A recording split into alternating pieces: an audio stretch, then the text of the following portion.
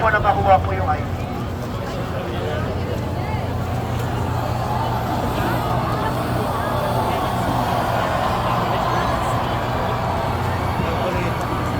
Magandang gabi po sa ating lahat, mga kapatid, mga kababayan. Okay pa po ba kayong lahat? Kayang-kaya pa po ba? Alam po ninyo,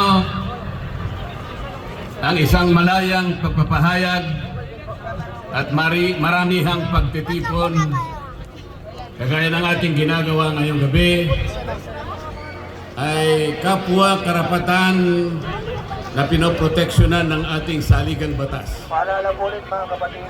Ang layunin ay naihayag na po ng nakaraang nakapagsalita sa atin. Tatlong bagay po ang ating hinahanap. Ang transparency, accountability, at justice. Transparency.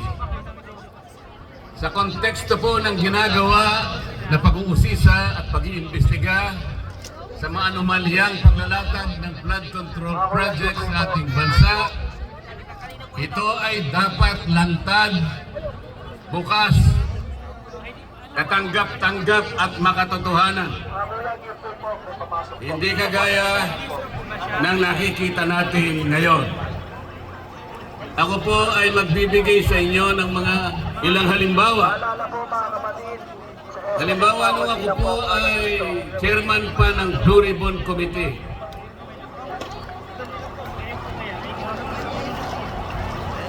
Ipinasa ko po na gamitin natin yung batas na nauukol sa Witness Protection Program dahil po napakahirap talagang magturo, maglantad, tumukoy, lalong-lalo na yung mga mastermind ng kawalang hiyang ito. Meron pong nagkusa kahit alam nilang mahirap at magsasakripisyo sila sapagkat manganganib ang kanilang buhay pati na ang kanilang pamilya.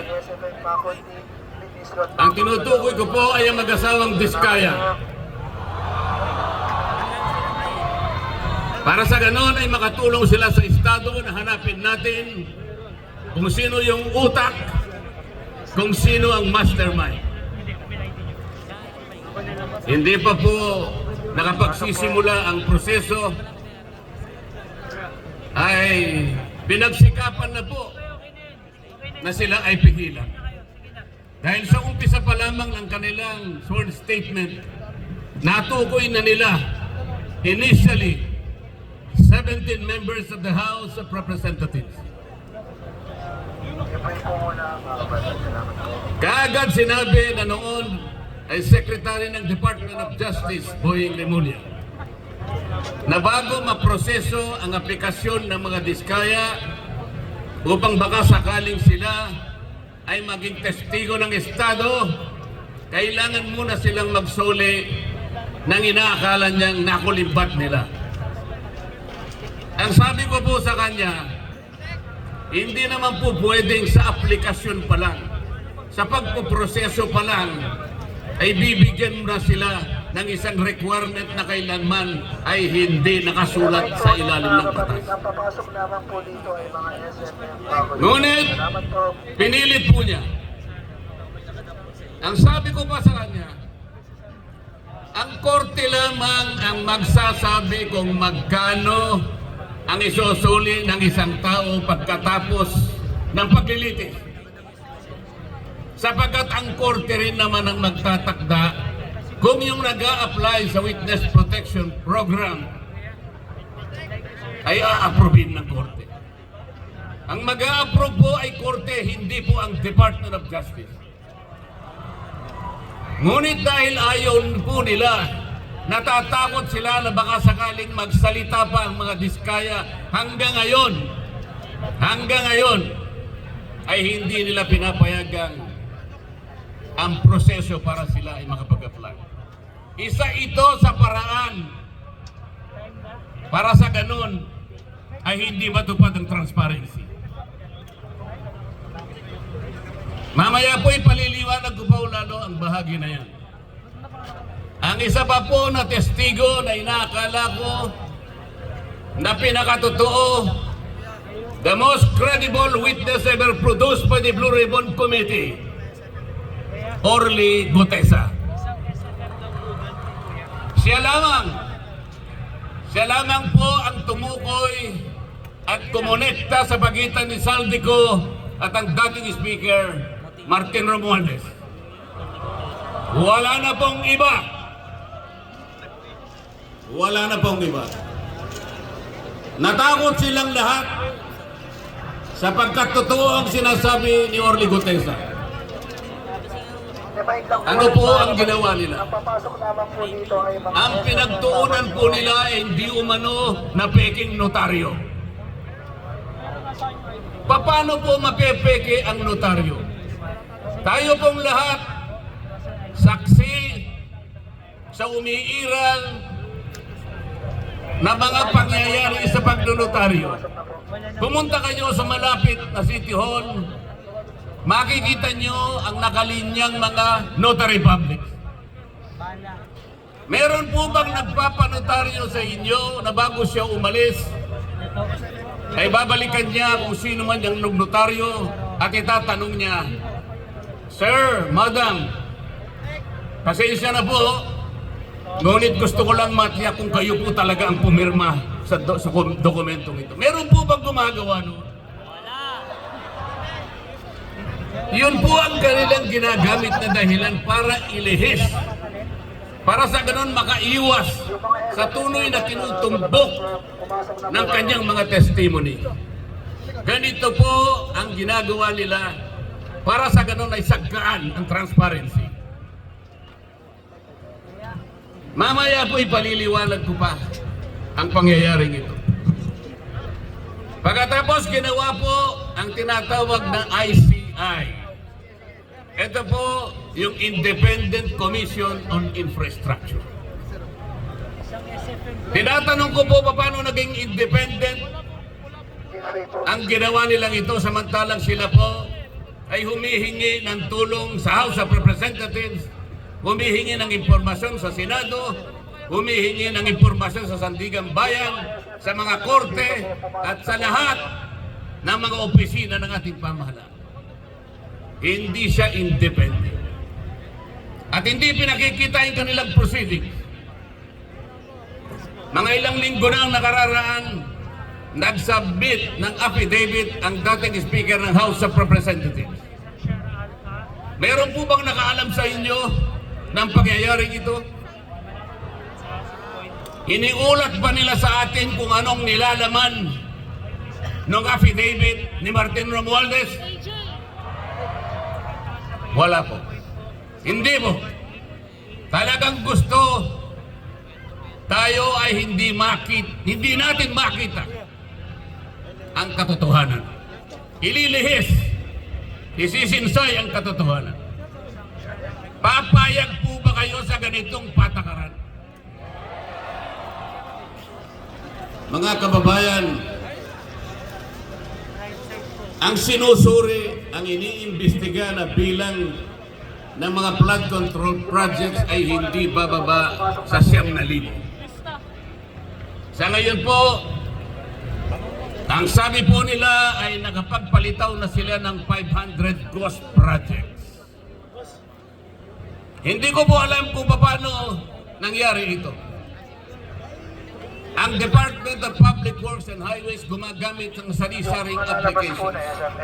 Meron silang tinatawag na IMS, merong PCMA, merong MYPS, merong Survey 123. Ang lahat po ng aplikasyon na ito ay di umano'y ginagamit para matukoy ng ganap kung nasaan ang flood control project.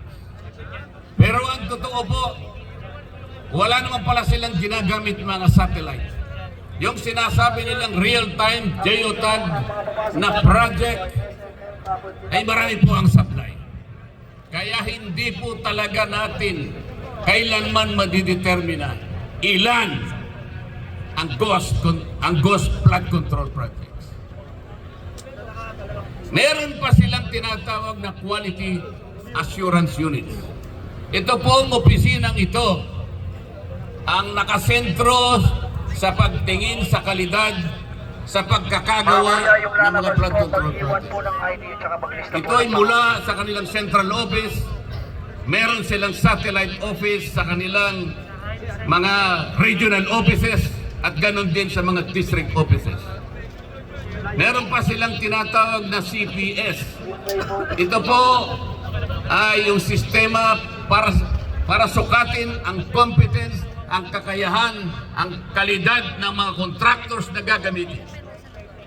Kung lahat ng pamamaraan na ito, kung lahat ng sistemang ito ay kanilang sinunod, kailanman ay hindi magkakaroon ng ghost projects. Anong ibig sabihin po nito? Hindi po nila sinunod ang mga tuntunin.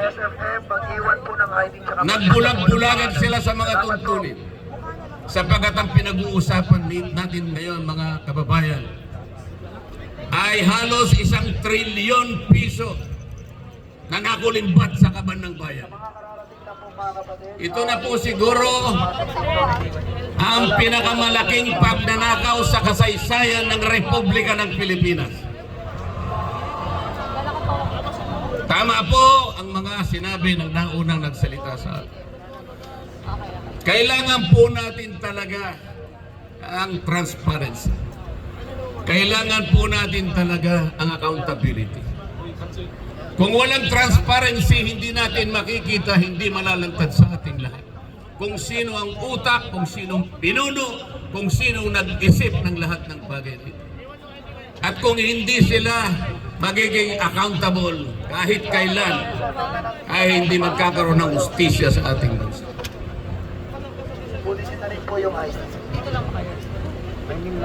Ang graft and corruption po sa ating bansa, sa pag-iestima ng ilang nag-aral, ito po ay nagre-represent ng halos 30% sa ating national budget.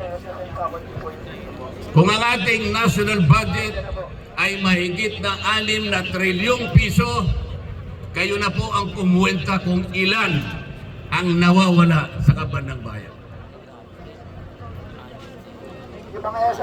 Sa DPWH lamang po, sa budget lamang po ng isang ahensyang ito, 1 trilyon po ang nadadagdag. Ito'y nakita po namin sa initial findings namin nung ako pa po ang chairman ng Blue Ribbon Committee. Dinadagdagan nila kung ano yung ceiling na binigay ng Department of Budget and Management.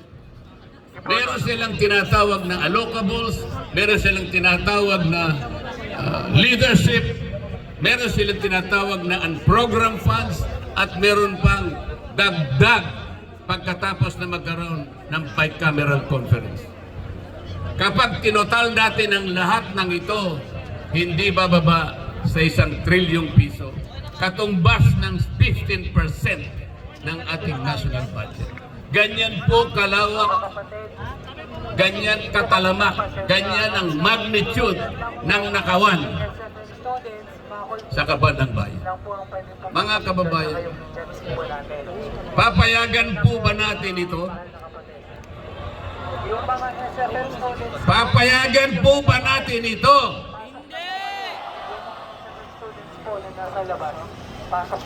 Ano po ang nangyari dahil ganito nga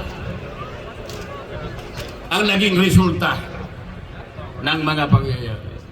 Alam po ba ninyo kung magkano ngayon ang outstanding debt, ang pagkakautang ng ating bansa? Alam po ninyo kung gaano ang halaga ngayon na utang ng ating bansa? 17 trillion pesos. Katumbas po yan ng 63% debt to GDP ratio. Ano po ang ibig sabihin niya? Masyadong mataas po yung bahagdan, yung ratio ng ating pagkakautang sa ating national na pangkabuhayan. Ang ibig sabihin po niyan, pagka mataas ang ratio, nag-aatubili nagkakaroon ng pag-aagam-agam, natatakot ang mamumuhunan sa ating bansa. Baka hindi tayo makabayad sapagkat masyadong mataas ang ratio. Pati po yung mga nagpapautang na pandaigdigan. Giveaway po tayo bumarang sa daan. Nagmamasid na lang sila. Tinitingnan kung tayo makakabangon o hindi. Yan ang magiging kalagayan ng ating bansa sapagkat mawawalan na sila at nawalan na sila ng kumpiyansa sa ating kakayahan na bumangong muli. Ang ibig pang sabihin yan, kung 63% ang ratio ng ating pagkakautang sa ating pangkalahatang kabuhayan, 63% ng ating kabuhayan ay nakalaan lamang sa pagbabayad ng ating utang. Ilan po ang matitira? 37% na lang ang gagamitin na panustos sa pangangailangan ng bawat isang mamamayan. Papayagan po ba natin ito? Alam po ninyo, mga babae, hindi lamang po tayo nakakakita nito. Ang mga kapitan ng mga industriya sa ating bansa, ang Philippine Chamber of Commerce and Industry, ang Federation of Philippine Industries, Management Association of the Philippines, European Chamber of Commerce of the Philippines, mga kinikilalang organisasyon ng pangangalakal at pagninegosyo sa ating bansa. Sila man ay natatakot, sila man ay nangangamba, nag-aatubili kung mamumuhunan pa. Ito ngayon ang kinasadlakan ng ating bansa. Yung pong namumuhunan na nagagaling sa iba't ibang bansa o ang tinatawag nilang foreign direct investments. Ito po ay napakamabisang asset na nagagamit natin para palakihin, para pasiglahin ang ating ekonomiya. Alam po ba ninyo kung anong nangyari? 40% ng dumarating na investment sa ating bansa ay bumagsak. 40% na mahigit. Ang sabi pa nila, at nabanggit na po kanina, ang ating stock market is the worst performing stock market in this region. Ang ating pera, ang ating piso na ngayon ay halos 60 pesos per $1. It is the worst performing currency in the region. Ang nangyari dyan at naging resulta po, kaya naging mababa pati productivity ng ating agriculture. Pati po, ang ating turismo ay naging matamlay. Pati ang ating kalakalan ay naging matamlay. Ito lamang ang nagiging bunga ng korupsyon sapagkat ayaw nilang ilantad at gusto nila ay makaiwas sila sa pananagutan. Ito pa po ang isang problema. Magkano po ang itinakda na budget para sa isang taon? Alam po ba ninyo, mga kababayan, kung magkano? 6.7 trillion pesos. Yan po ang magiging budget natin sa susunod na taon. Magkano naman po ang kikitain natin o tinatawag na projected revenue sa isang taon? Labas na po yung mga 5 trillion daw po. Sa mga tuwid, mas malaki po ang ating gagastusin kaysa ating kikitain. Magkaka-deficit po tayo ng 1.7 trillion pesos na uutangin na naman natin sa susunod na taon. Ano po ang ibig sabihin nito?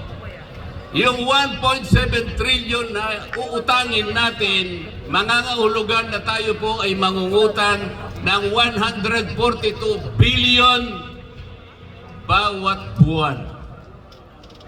4.7 billion bawat araw. O katumbas ng 197 million bawat oras.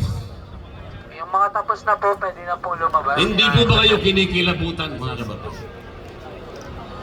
Papayagan pa ba natin ito, mga kababayan? Hindi ba dapat ilagtag lahat kung sino ang gumawa ng kawalang hiyaan na ito? Alam po ba ninyo kung ano sinasabi ng saligang batas? Tungkol sa bahaging ito na ating pinag-uusapan ng gabi. Yung graft and corruption. Yung paglilingkod sa ating pamahalaan. Article 2, Section 27 of the Philippine Constitution. The state shall maintain honesty and integrity in the public service and take positive and effective measures against graft and corruption. Dapat panatilihin ng Estado ang isang tapat at may integridad na pagsisilbi sa ating bayan. At kailangan maggawa ng positibo at epektibong pamamaraan upang labanan ng katiwalian at korupsyon. Yan po, yan ang sinasabi ng ating saligang batas. 7 seconds po. Pero ano po ang ginawa nila?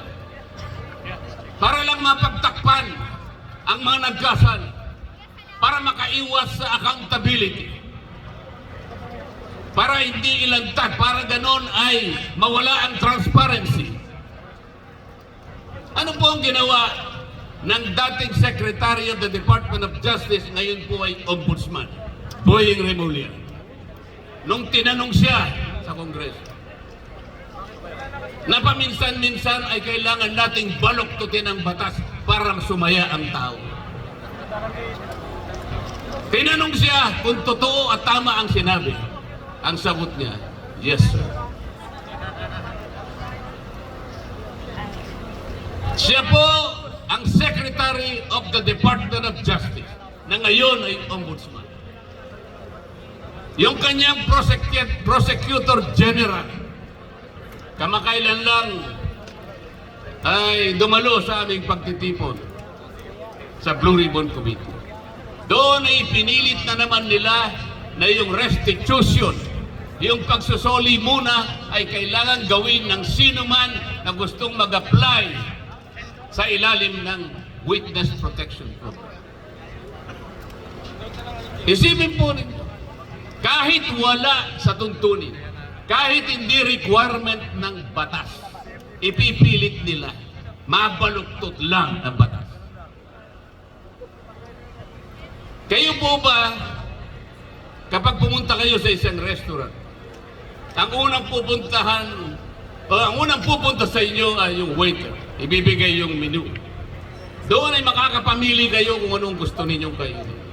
Halimbawa po, ay pinili ninyo na iluto para sa inyo ay paksiw. Paksiw na bangus, halimbawa.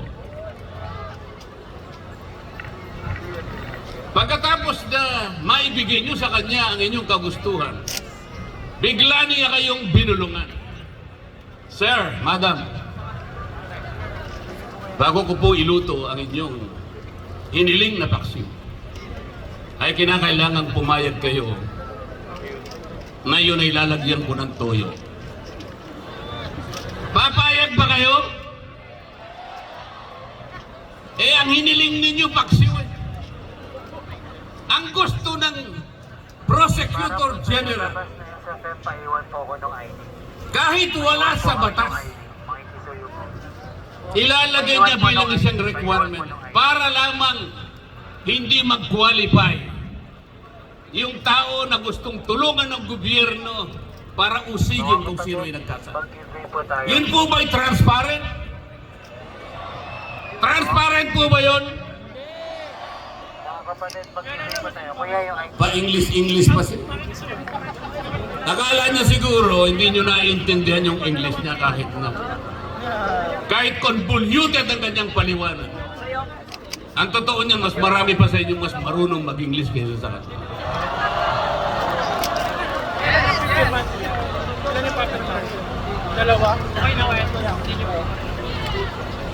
Lumabas ang video ni Saldico.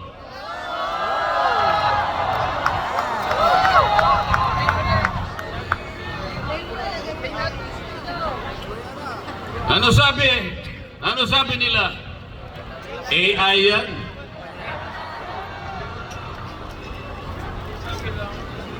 ano, sasagkain na naman nila yung transparency. Palalabuin na naman nila. Para sa ganun, yung accountability ay hindi natin may pipilit. AI ba yun? Yung AI walang anino eh. Nakikita ko yung anino ni Saldico.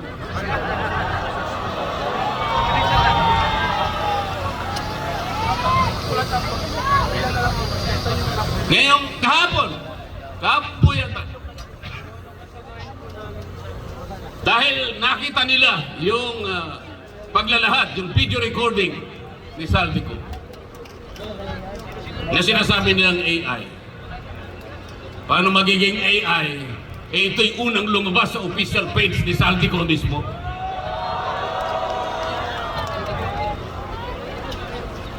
Nagpalabas ng statement ang ombudsman.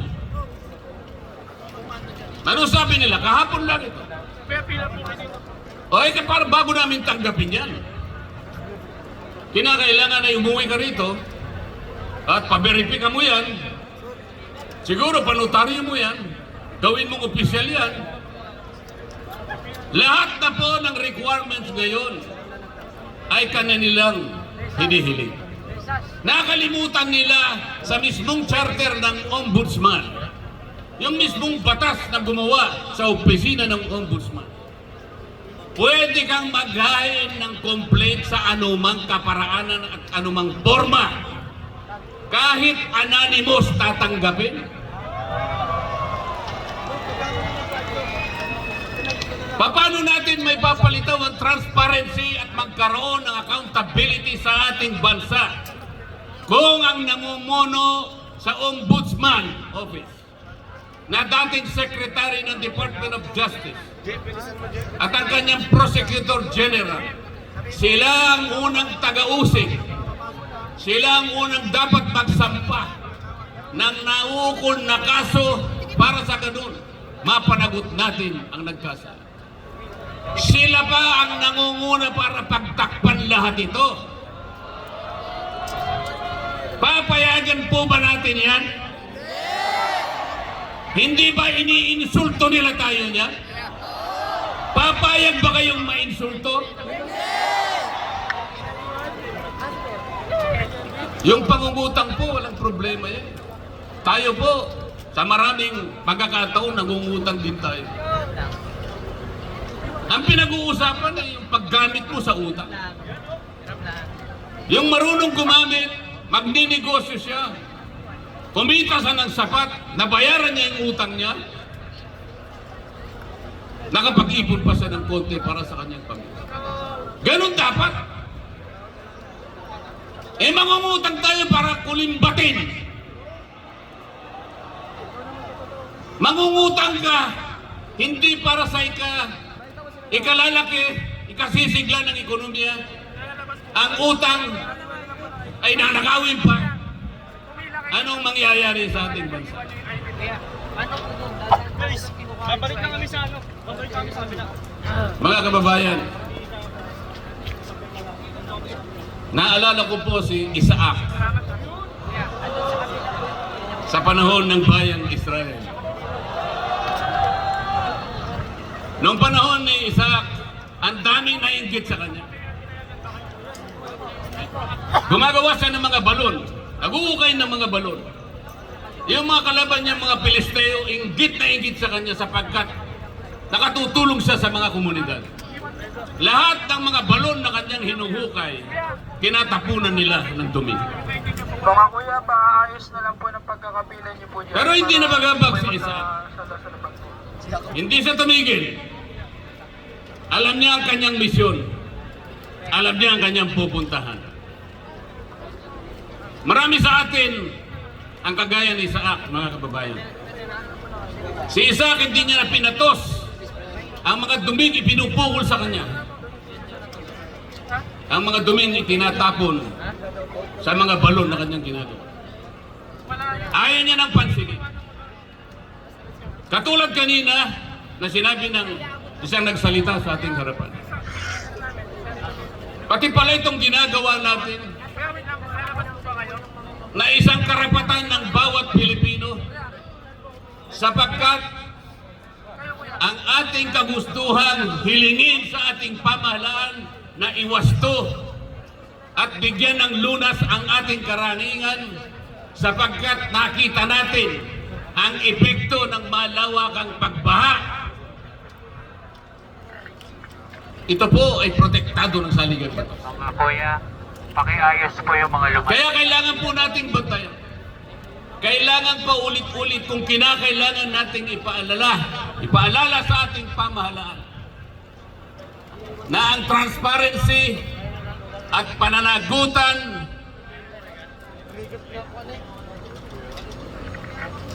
ay ito lamang ang tanging dahilan para tayo'y magkamit ng katarungan. At ang katarungan ito ay siyang magdadala ng biyaya ng demokrasya na ating pagsasaluhan bilang isang bansa. Salamat po sa inyong pagkakaisa.